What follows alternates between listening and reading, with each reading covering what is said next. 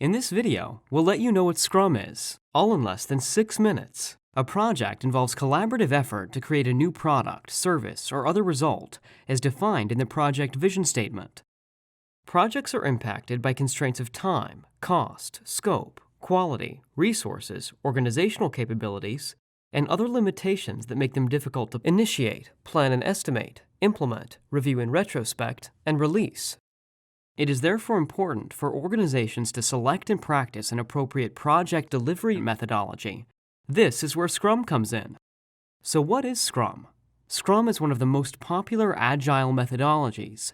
It is an adaptive, iterative, fast, flexible, and effective methodology designed to deliver significant value quickly and throughout a project.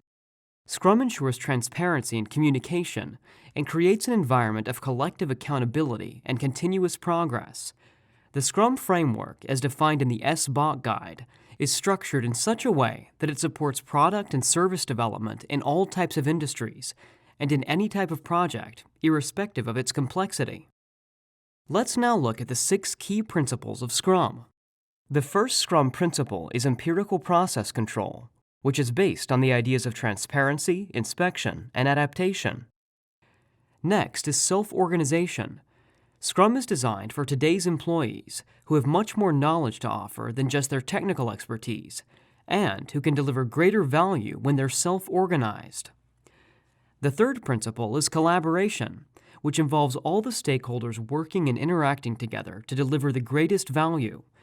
Next is value-based prioritization.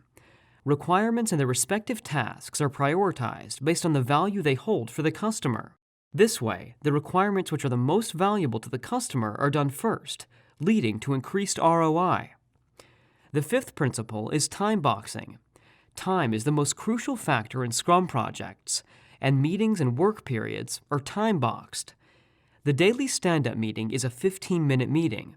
A sprint is time boxed according to the needs of the project and can vary between 1 to 6 weeks. The sixth and last principle is iterative development, which allows for course correction as all the people involved get a better understanding of what needs to be delivered as part of the project and incorporate this learning in an iterative manner. Now, let's look at the Scrum aspects. Organization. Scrum roles fall into 2 broad categories, core roles and non-core roles.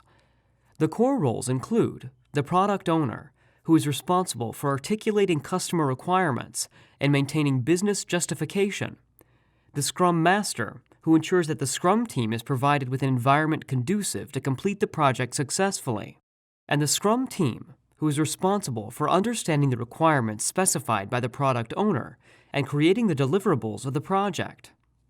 The non-core roles include stakeholders, the Scrum guidance body, vendors, the chief product owner, and the chief Scrum Master. Business justification. Value-driven delivery enables Scrum projects to start delivering results as soon as possible. Scrum's adaptability allows the project's objectives and processes to change if its business justification changes. Quality. In Scrum, quality is defined as the ability of the completed product or deliverables to meet the acceptance criteria and achieve the business value expected by the customer.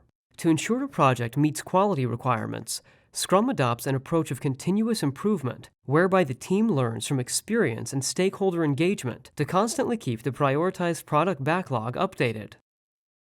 Change. Scrum projects welcome change by using short, iterative sprints that incorporate customer feedback on each sprint's deliverables. This enables the customer to regularly interact with the Scrum team members, view deliverables as they are ready, and change requirements if needed earlier in the sprint. Risk. In Scrum projects, risks are identified, assessed, and responded to based on 2 factors: the probability of each risk's occurrence and the possible impact in the event of such occurrence.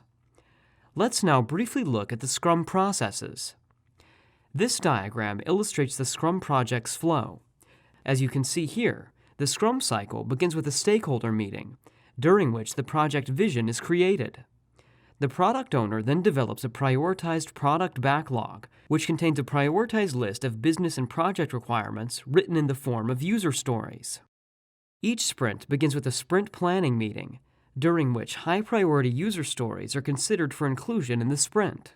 A sprint generally lasts between 1 and 6 weeks and involves the Scrum team working to create potentially shippable deliverables or product increments. During the sprint, short, highly focused daily stand-up meetings are conducted, where team members discuss daily progress.